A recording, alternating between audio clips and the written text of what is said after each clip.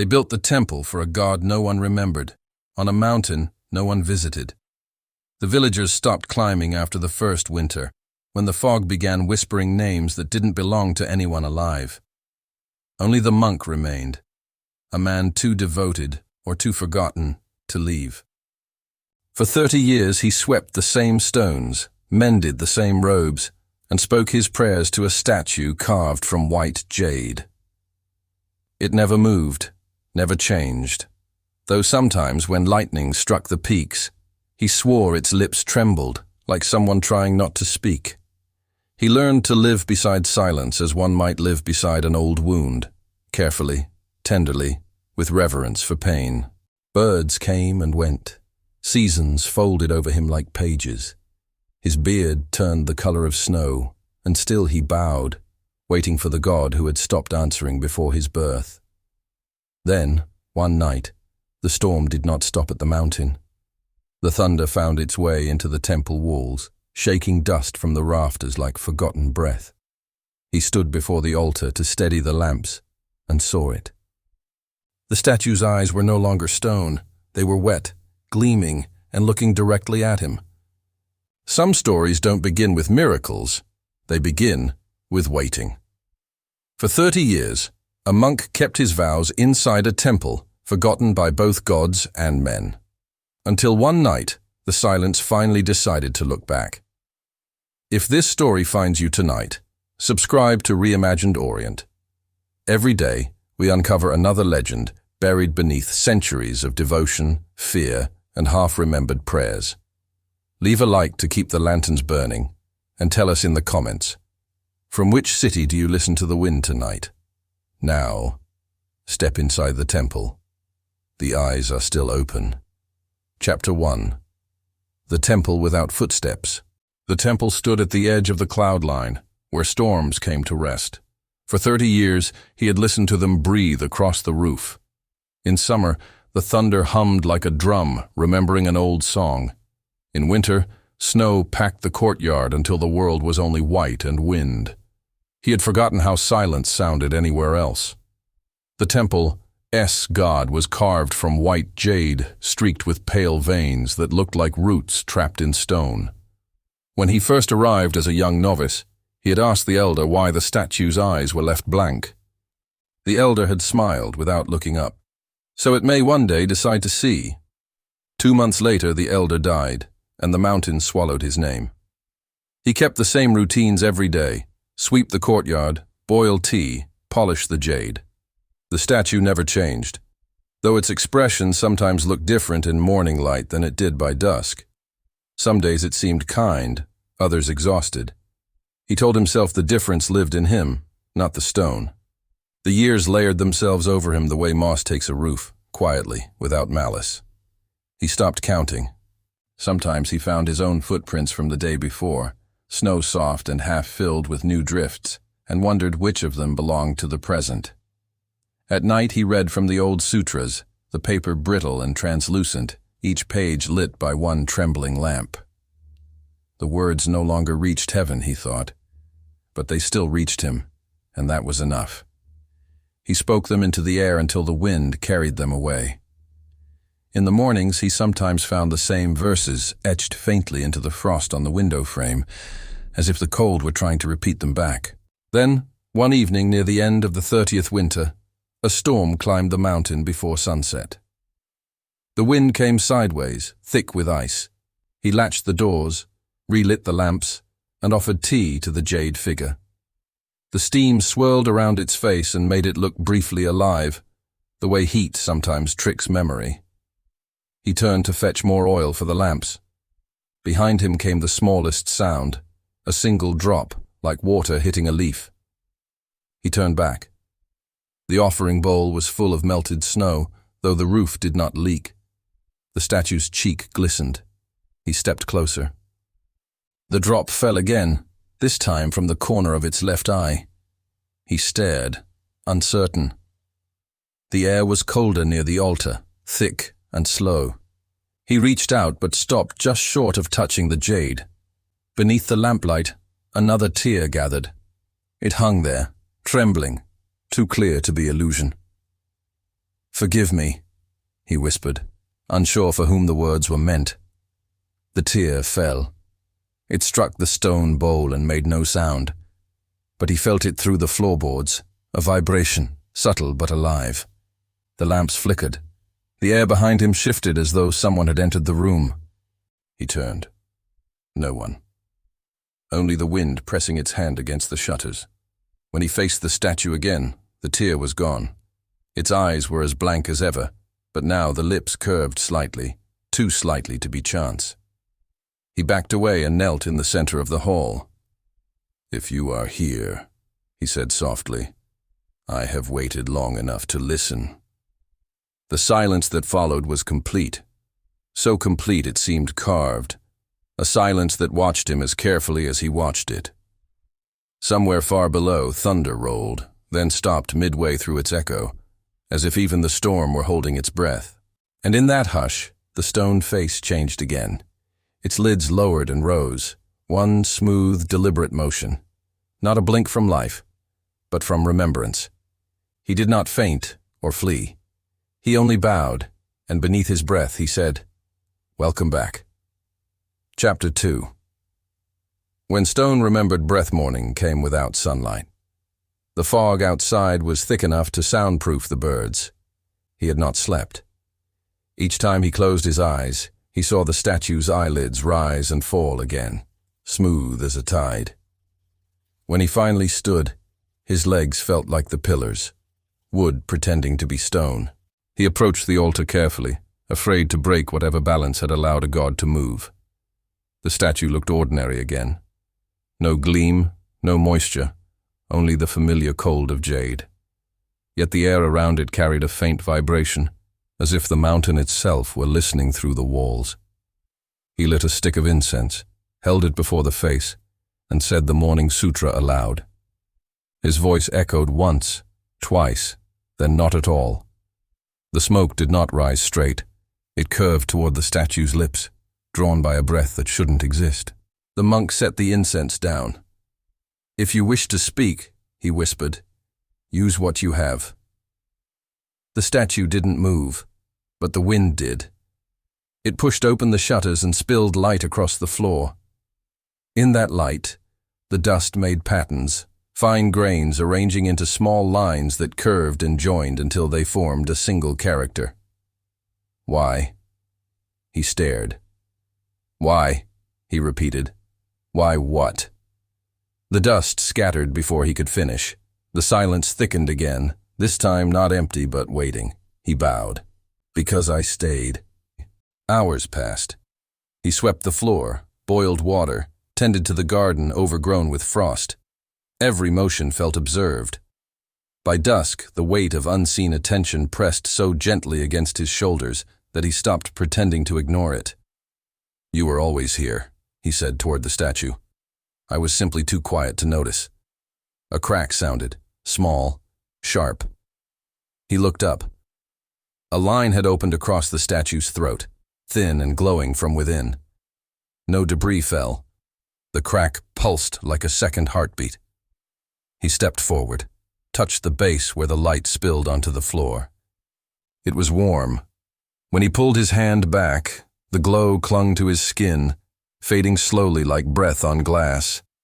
That night, while he recited the evening chant, the words began to change without his willing them. The vowels stretched. The tone rose and fell in patterns not his own. He realized he was repeating what the crack in the stone whispered. When the final word left his mouth, the temple shuddered once. The lamps swayed, throwing shadows across the statue's face. For an instant, it was not the god carved from jade that looked down at him, but something inside the stone, remembering how to wear a human shape. "Do you remember me?" he asked. The lips parted slightly. The voice that came was not sound. It was the thought that appears before a word. "You gave me names until you forgot your own." He sank to his knees. "Then tell me which of them was true." "None were false," it replied. "But truth requires breath, and you offered silence instead." He bowed, trembling. "Then let me learn to breathe again." The statue blinked once more, slower this time, and a faint smile traced its mouth, not of kindness, but of recognition. Outside, the fog began to move uphill, wrapping the temple in layers of cloud. From below, the villagers would later say they saw a light inside the storm, like a lantern beating against stone, refusing to go out.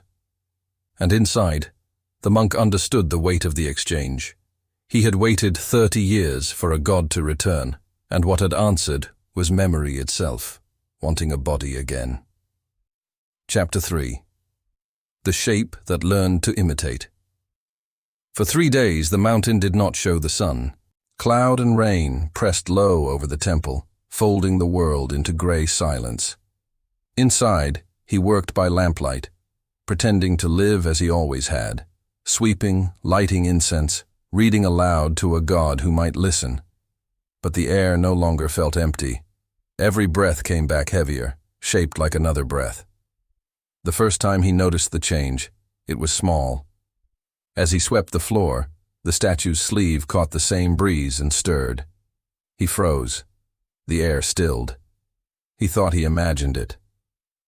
Then when he turned toward the door, a second shadow rose beside his own, shorter, thicker at the shoulders, the outline of the statue stretching over the wall like a second body trying to stand. He faced it and bowed. "If you mean to walk," he said softly, "you'll need practice." That night, while the storm moved like heavy cloth across the roof, he took his usual seat by the altar to meditate. The rain's rhythm steadied him. He exhaled slowly, counting the way his breath left him. When he inhaled again, a faint echo answered, perfectly timed. He opened his eyes. The statue's chest had shifted with the same rhythm, a tide rolling under stone. He rose to his knees. "You remember breath."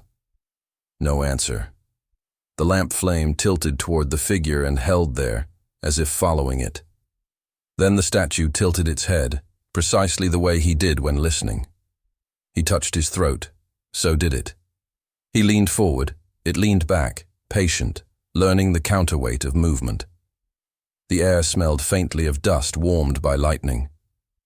By dawn, he understood that the thing in the stone was not copying him out of mockery. It was studying. Each gesture, each stillness, was rehearsal. The god, or memory of one, was teaching its vessel how to resemble the man who had kept it company for 3 decades. He tried to resume his tasks as if nothing had changed, but small signs followed him. When he poured water into the offering bowl, ripples appeared in 2 vessels, the real and the reflection carved in jade. When he spoke a prayer, the final syllable would echo twice, the second lower, heavier, like a voice tuning itself to match his. By the 5th night, exhaustion blurred the edge between reverence and fear. He dreamed he stood before a mirror carved from fog. Inside it, the statue moved easily, breathing as he did, smiling as he did, except its eyes remained blank. When he woke, sweat cooled on his skin. He went to the altar. The statue's expression had softened into something human, but wrong in proportion. Lips too gentle, gaze too aware. He placed both palms on the floor and spoke plainly. "If you wish to be me, you must carry the silence as well." The statue blinked once in answer. He thought he saw his own reflection ripple across its face for the briefest instant. At that moment, lightning struck the ridge outside. The sound rolled through the temple like a lungful of fire. The jade cracked again, a new seam tracing the length of its arm. Light poured through the break, warm and pulsing. It looked like blood made of dawn. The glow spilled across the floor toward him and stopped at his knees, waiting. He reached out, but the warmth did not burn. It entered his skin as quietly as breath. The light ran up his veins and settled behind his eyes. He looked at the statue, and for a heartbeat he saw both faces, the stone one blinking, the human one frozen, and could not tell which belonged to him. Then the voice came, steady, unmistakably his own. "If I am to become you, what will you be?" The lamps died all at once. Only the pulse of the light between them remained, beating in time with both hearts, one ancient, one newly made. Chapter 4. The Reflection That Refused to Leave. The rain stopped on the seventh day, but the sound of water did not. He woke to it, steady drips echoing inside the temple, though no leak marked the roof. Each drop struck in rhythm with his pulse. He followed the sound to the altar and found the offering bowls brimming with clear water, trembling as if something breathed beneath their surface. He leaned close. A face looked back, his own, though softer, younger, untouched by 30 winters. When he moved, it did not. The eyes in the water blinked twice, slow and certain. Behind him, the jade figure creaked. He turned. The statue's posture had changed. It knelt now, exactly as he did when offering prayer. Its surface shimmered faintly, as if thin skin had grown over the stone. The crack that once glowed now pulsed like a vein. He pressed his hands together and bowed. "You are learning quickly," he whispered. The statue lowered its head the same way. He felt the air thicken between them, a mirror filling with heat. "If you have taken my image," he said, "then what remains mine?" The air answered first, a breath drawn where no lungs waited. Then the voice came, his voice perfectly measured. "Devotion does not belong to its keeper." He shuddered. "Then devotion belongs to whom? To what survives it?" He turned away, meaning to flee, but found his path blocked by a shadow identical to his own. It stood at the temple door, silent, hands folded, watching him with calm patience. The statue had not moved, yet this shape bore his stance, his eyes, even the small scar above his brow from the winter he slipped on ice. "Who are you?" he asked. The shadow smiled, a gesture so subtle it could have been memory. "The one you prayed to become." He backed away, heart hammering. "You are reflection." "Reflections wait for light," it said. "You gave me enough." Outside, the mountain stirred. Villagers climbing the lower paths saw lanterns glowing through the fog and two figures moving inside the temple, both bowing, both speaking, both answering in the same tone. By the time they reached the gates, the doors had sealed. Inside, the monk faced himself. "If you are me," he whispered, "then one of us is no longer needed." The echo replied, "Then which of us waited 30 years for the other to wake?" They circled one another in silence. When the lamps flickered, the light chose neither. Both faces alternated between human and pale stone. Finally, the monk reached toward his reflection.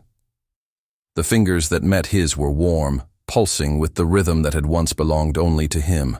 A shiver passed through both bodies, and for an instant, the line between them dissolved. Two breaths drawn in perfect unison. When he opened his eyes again, he stood alone in the temple. Or thought he did. The statue was gone, the altar empty. But as he stepped outside, the villagers gasped and fell to their knees. Because from the courtyard steps, a monk stood already waiting, robes dry, face serene, eyes open like polished jade. He smiled, bowed, and said the words the old monk had spoken every morning for 30 years. "Eat, remember, rest." And from inside the temple, another voice, his voice, answered back, "Welcome home." Chapter 5. The One Who Stayed Still.